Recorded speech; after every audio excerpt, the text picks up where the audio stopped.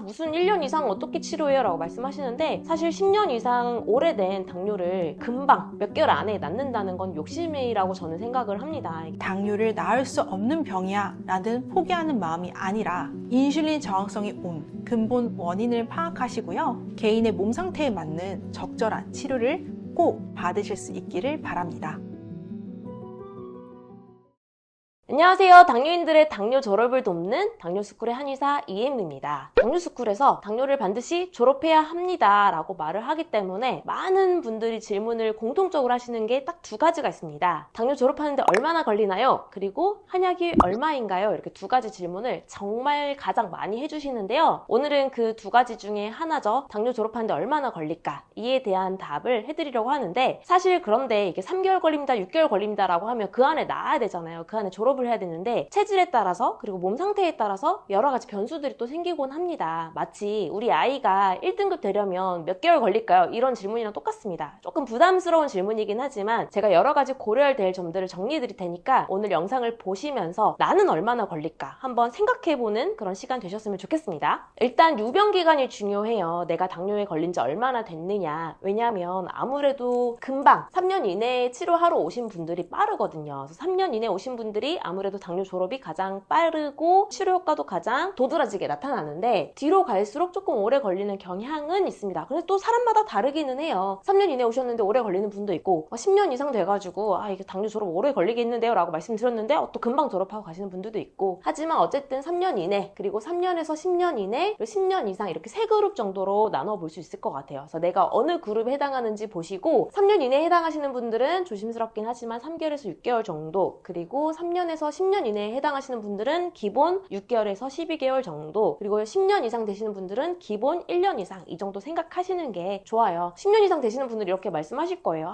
무슨 1년 이상 어떻게 치료해요? 라고 말씀하시는데, 사실 10년 이상 오래된 당뇨를 금방 몇 개월 안에 낫는다는 건 욕심이라고 저는 생각을 합니다. 이게 오랜 시간이 걸려요. 왜냐면 한약 치료라고 하는 거는 어거지로 혈당을 낮추는 게 아니라 내 몸이 혈당을 조절할 수 있는 시스템을 만들어가는 과정이 필요한 거거든요. 그래서 이거를 쌓고 만들어 가는데 1년 이상 이렇게 생각을 해주셔야 합니다. 그래야 서로 이게 치료 기간에 대한 인내가 되고 치료를 이어나갈 수 있다, 이렇게 보셔야 됩니다. 유병 기간에 따른 기간 인지하시고 계시면 되겠고, 제가 이렇게 말씀드릴 수 있는 이유를 보여주는 표인데, 보시면 당뇨 졸업하신 분들만, 최근에 당뇨 졸업하신 분들만 이렇게 얼추 모아봤어요. 그랬더니 제가 이걸 정리하면서 좀 알게 된 굉장히 저로서도 충격적인 요인이 있었는데, 뭐였냐면 당뇨 진단받은 지 얼마 안 되신 분들이 거의 다였어요. 보시면 최근에 당뇨 졸업하신 분들만 이제 정리를 한 거기 때문에 제가 마구잡이로 뽑아낸 데이터들 중에서 오래된 당뇨는 2015년 딱 한 분이셨고요. 나머지는 2024년, 2023년, 24, 23, 20, 22, 22, 23 이런 식으로 3년에서 최소 5년 이내에 당뇨 진단을 받으신 분들이 거의 대부분이었고, 2024년에 진단받아서 바로 오시고, 2023년에 진단받아서 바로 오시고, 이런 식인 거죠. 2023년에 진단받아서 바로 오시고, 거의 대부분 진단받은 지 얼마 안 있어서 바로 오셔서 치료를 시작하셨기 때문에 졸업도 좀 빠르고 졸업도 가능했었다. 더 높은 확률로 이렇게 생각하시면 되고요. 그리고 이분들이 거의 진단받자마자 오셨기 때문에 당뇨약을 드시는 분들이 4명밖에 없습니다. 전체 데이터 중에 4명밖에 없었고, 나머지 분들은 인슐린이고 당뇨약이고 아예 드시지 않는, 처방받지 않은 상태에서 오셨고, 인슐린은 공통적으로 다들 처방받지 않은 상태에서 오셨고요. 그리고 치료를 하고 가장 마지막에 검사했던 당화혈색소는 다 6.5 미만이었어요. 우리가 졸업에 대한 정의는 당뇨약을 다 끊고 당화혈색소가 6.5 미만이잖아요. 당뇨약을 드셨던 분들도 나중에 다 끊었겠죠? 끊고 나서 6.5 미만이 되었기 때문에 당뇨 졸업을 했다라고 저희가 말씀을 드릴 수 있었고, 그리고 공통적으로 대부분이 당뇨 진단 받은 지 얼마 안 됐었다. 요거를 말씀드리기 위해서 제가 표를 하나 보여드렸고요. 두 번째는 당뇨약 복용 개수가 중요합니다. 왜냐면 당뇨 졸업이라고 하는 그 정의 자체가 아까 말씀드렸던 것처럼 당뇨약을 끊어야 되잖아요. 그래서 당뇨약을 하나 드신 분과 6알 드시는 분들은 졸업 기간에 차이가 생기는 겁니다. 저희가 당뇨약 한 알당 보통 한 3개월 정도를 잡거든요. 왜냐면 하나를 단약을 하면 당화혈색소가 올라갔다가 내려오는데 한 3개월 정도 걸린다고 생각을 하셔야 돼요. 그래서 6알을 드신다라고 하면 18개월 정도를 잡아야 한다는 거죠. 이것도 저희가 물리적으로 그냥 시간을 정해놓은 거지, 더 짧게 걸리는 분도 있고 더 오래 걸리는 분도 있어요. 하지만 당뇨약 한 알당 3개월 정도 걸린다, 이렇게 생각하시면 되겠고요. 세 번째 고려해야 하는 거는 저희가 늘 말씀드리는 것 이처럼 장부 기능이 굉장히 중요합니다. 간, 소화기, 심장 이렇게 세 가지가 인슐린 저항성을 높이는 원인이 되기 때문에 이 세 가지 중에 어떤 원인이 있는지를 살펴서 치료를 해야 하는데, 간 기능 문제만 있는 분과 간 기능과 소화기, 심장 이 세 가지 문제가 다 있는 분의 치료 기간은 다르겠죠. 물론 어떤 장부 기능에 이상이 있는지는 한의사와 상담을 해봐야 되겠지만, 장부 기능이 하나만 문제가 있는 분, 그리고 세 가지 다 있는 분, 두 가지 있는 분, 이렇게 각각에 따라서 치료 기간이 좀 다르게 걸릴 거라고 생각하시면 됩니다. 그런데 여기서 하나 더, 요새는 췌장까지 말씀을 드리고 있는데요. 실제 인슐린 분비를 담당하는 게 췌장인데, 췌장의 인슐린 분비 기능이 떨어지면, 인슐린이 적게 나오면 치료 기간이 더 오래 걸릴 수밖에 없어요. 왜냐하면 췌장의 인슐린 분비 자체가 절대적인 양 자체가 적으면 저항성을 떠나서 일단 절대적인 양이 부족하기 때문에 혈당 잡기가 굉장히 어렵거든요. 그래서 인슐린 분비량 검사를 통해서 췌장 기능도 보는데 췌장 기능까지 떨어져 있다라고 하면 치료 기간을 조금 더 길게 잡아야 하는 거죠. 계속 이렇게 우리가 고려해야 되는 변수들이 늘고 있어요. 그래서 앞에 말씀드린 세 가지를 조합을 해서 내가 얼마나 걸릴까 이렇게 우리가 유추를 해볼 수가 있습니다. 만약에 나는 3년 이내인데 당뇨약을 하나도 안 먹고 있었다. 그럼 빠르겠죠. 아까 처음에 말씀드렸던 3개월에서 6개월, 그거 외에 우리가 고려할 건 없잖아요. 물론 장부 기능이 있지만. 그런데 나는 3년 이내에 당뇨약을 안 먹는 상태여서 3개월에서 6개월인 줄 알았는데 췌장이 생각보다 인슐린 분비량이 적더라. 그러면 그거에 맞는 치료 기간이 필요하겠죠. 거기에는 또 한 3개월 정도 이상의 치료 기간이 필요할 겁니다. 그래서 만약에 나는 10년 이상인데, 10년 이상이면 아까 한 12개월 이상 봐야 된다고 말씀드렸잖아요. 그런 당뇨약을 3알을 먹고 있다라고 하면 당뇨약 3알을 끊는 데에는 또 9개월이 걸리잖아요. 3개월 곱하기 3알. 그렇기 때문에 1년 더하기 9개월 이런 식으로 생각을 해야 되는 거죠. 거기에다 장부 기능이 3가지 다 안 좋다, 3개 다 문제고 거기다 췌장까지 안 좋다, 그럼 치료 기간을 더 잡아야 되는데, 처음부터 이렇게 말씀드리면 좀 놀라시긴 합니다. 하지만 저희는 치료 기간을 솔직하게 말씀을 드려야 하는 상황이라서 이런 식으로 분류를 하고 고려해야 될 점들을 말씀드렸고, 이 영상을 보시면서 나는 어느 정도 걸리겠구나를 유추해 보실 수 있겠습니다. 그리고 우리가 졸업을 할 때 반드시 지켜야 할 생활 수칙이 있는데요. 너무나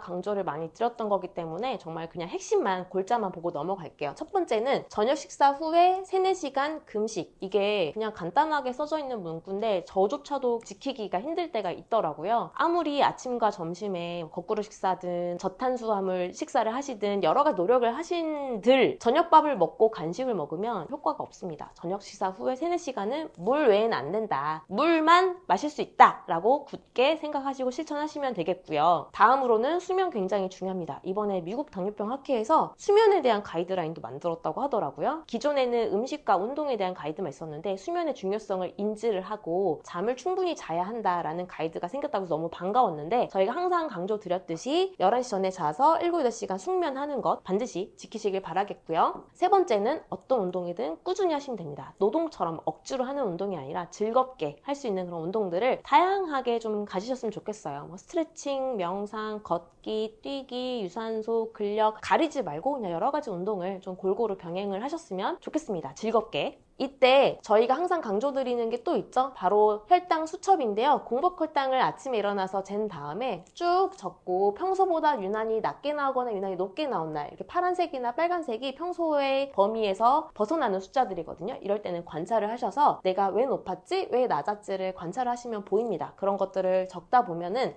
나는 공통적으로 살펴보니까 회식을 하거나 스트레스 받거나 아니면 늦게 자거나 수면이 부족할 때는 혈당이 높구나. 반면에 산책을 하거나 잘 자거나 이럴 때 혈당이 낮구나. 이런 요인들을 찾아갈 수 있거든요. 그래서 이런 걸 계속 반복을 하다 보면 내가 어떤 걸 해야 되는지 알게 되고 그거를 실천하면 됩니다. 관찰과 실천, 관찰과 실천. 굉장히 쉽기 때문에 잘 실천하셨으면 좋겠고요. 그리고 이제 추가적으로 만약 나는 생활관리만 가지고는 당뇨 졸업이 좀 어렵다라고 하시는 분들은 아까 인슐린 저항성 원인에 따라서 치료기간을 좀 살펴야 된다라고 말씀드렸을 때 간, 소화기, 심장이 나왔잖아요. 간 문제인지 소화기 문제인지 심장 문제인지 아니면 복합적인 문제인지 이런 거에 따라서 저희가 한약 처방을 합니다. 그래서 간, 소화기, 심장 문제를 해결하는 한약을 처방을 해서 실제로 인슐린 저항성 문제를 해결을 해서 당뇨 졸업을 도와드리고 있는 처방이라고 생각하시면 되겠고, 췌장 재생환이라고 해서 아까 또 췌장 그림을 봤는데 췌장에서 인슐린 분비량이 적게 나오는 나오는 분들이 정말 많아요, 생각보다. 그래서 저희가 임상에서 체감을 했을 때는 한 30-40% 정도가 췌장의 인슐린 분비량이 적게 나오는데 그 인슐린 분비량을 늘려주는 한약 처방을 저희가 찾아냈습니다. 그래서 지금 처방을 하고 있고요. 드시는 분들이 내원 당시에 처음 검사했었던 시펩타이드 수치에 비해서 췌장 재생원을 드시고 나서 시펩타이드 수치가 올라간 분들을 제가 또 마구잡이로 뽑아서 정리를 한 겁니다. 그래서 처음에 내원했을 때 1 미만이었는데 1 이상으로 올라가신 분들 볼 수 있겠고, 대부분 0.6 이상이거든요. 1.5형이라고 생각하시면 되는데 이분들이 한 2-3개월 만에 이게 잡힌 거예요. 그래서 정말 1.5형이다, 췌장 인슐린 분비량이 부족하긴 한데 아주 심각한 수준은 아니다 라고 하면 그래도 한 3개월, 길면 한 6개월 안에는 좀 회복이 많이들 되십니다. 그래서 췌장의 인슐린 분비량이 어떠한지를 반드시 검사를 하시고, 그리고 그에 따른 치료도 반드시 병행을 하셔야 되겠습니다. 안 그러면 췌장에서 인슐린 분비량이 자꾸 줄어들어서 나중에는 거의 안 나오는 지경에 이를 수 있거든요. 반드시 췌장도 고려하는 치료를 여러분이 꼭 하셔야 되겠습니다. 그래서 오늘은 당뇨 졸업하는데 얼마나 걸리는지 여러분이 궁금하실 만한 주제를 가지고 영상을 찍어봤는데요. 영상을 보시면서 내가 얼마나 걸릴지 한번 유추해보시고, 그리고 가장 중요한 건 실천입니다. 의지와 실천을 가지고 반드시 노력을 하시고, 해보고 안 되면 한약 치료에 도움도 받아보세요. 저희가 오랜 시간 동안 연구해서 만든 한약 처방으로 여러분들의 당뇨 졸업을 돕도록 하겠습니다. 안녕하세요. 당뇨 졸업을 돕는 한의사 박은영입니다. 올해도 역시 많은 분들의 당뇨 졸업을 돕기 위해서 꿀팁을 말씀드리고자 합니다. 자, 바로 공개할게요. 첫째, 차일피일 오늘 할 일을 내일로 미루지 않기입니다.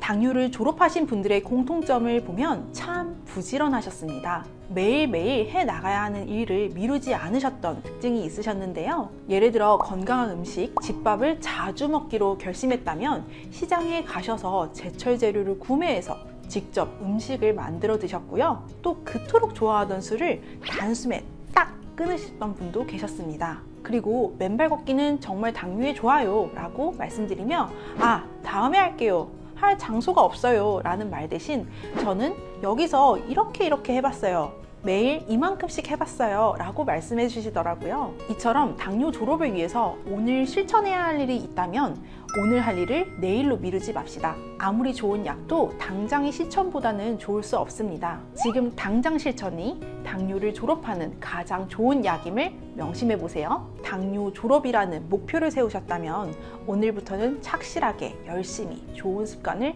실천하면서 살아보는 것입니다. 점점 달라지는 공복 혈당을 확인할 수 있을 거예요. 둘째, 잠자는 시간을 아까워하지 말기입니다. 여러분, 잠을 달게 자는 것이 당뇨 졸업에 얼마나 중요한지 혹시 아시나요? 우리 몸의 20% 에너지, 즉 포도당을 가장 많이 쓰는 기관인 뇌를 푹 쉬어주는 것이 혈당이 뚝뚝 잘 떨어지게 하는 비법입니다. 제 진료실에 찾아오시는 많은 환자분들의 대부분은 수면 패턴이 정말 좋지 않으셨었는데요. 혈당이 안 잡히는 원인이 불면인 경우가 참 많은 것이죠. 불면증을 극복하려면 딱 2가지만 기억해 주세요.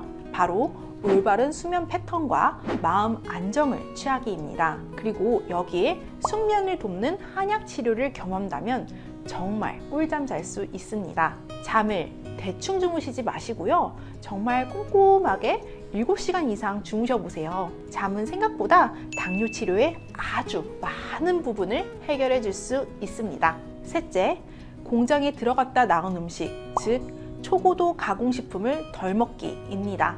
두부, 치즈, 우유도 다 가공식품이죠.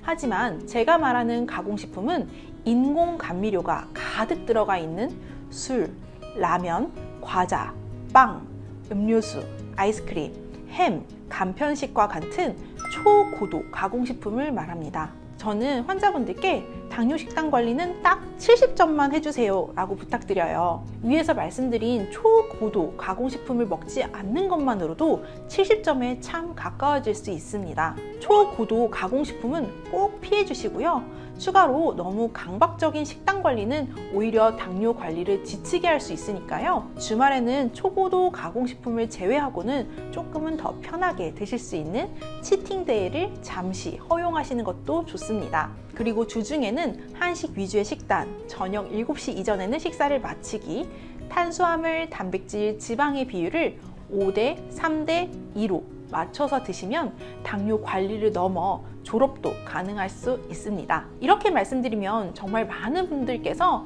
어렵다고만 생각하실 수 있어요. 하지만 실제로 실천을 해보면 그렇게 크게 어렵지 않게 실천 가능합니다. 넷째, 불안한 마음, 부정적인 생각을 하지 말기입니다. 마음의 즐거움은 양약이라도 마음의 근심은 뼈를 마르게 한다라는 말씀이 있습니다. 내가 정말 당뇨를 졸업할 수 있을까? 내가 먹는 한약이 간 수치를 높이지 않을까? 혹은 음식을 늘리라고 하는데 혈당이 오르면 어떡하지? 라는 부정적인 생각과 걱정은 아예 떨쳐버리셔야 합니다. 그 대신 주치의 말을 잘 듣고 이를 믿고 흔들림 없이 실천해 나가는 것이 정말 중요합니다. 특히 당뇨스쿨 의료진들은 당뇨 인생 멘토라고 생각해 주시고요. 당뇨에 관한 많은 영상들을 참고하시면서 마음의 힘을 얻어갈 수 있기를 바랍니다. 또한 저희가 올려드리는 당뇨를 졸업한 분들의 영상을 보면서 힘도 얻으시고 당뇨 졸업의 의지도 키우시길 바랍니다. 분명한 건 지금 당뇨를 잘 극복하면 당뇨 걸리기 전보다 훨씬 더 건강해질 수 있습니다. 전화위복이 되는 것이죠. 저는 이렇게 당뇨를 통해 오히려 건강을 회복한 분들을 너무나 많이 보았기에 정말 자신감 있게 희망을 가지시라고 말씀드립니다. 다섯째, 인슐린 저항성 치료를 망설이지 말기입니다. 매일 혈당이 야금야금 조금씩 오르고 있다면 이는 인슐린 저항성이 점점 심해지고 있다는 것을 의미합니다. 여기서 당뇨약 하나를 더 추가하실 건가요?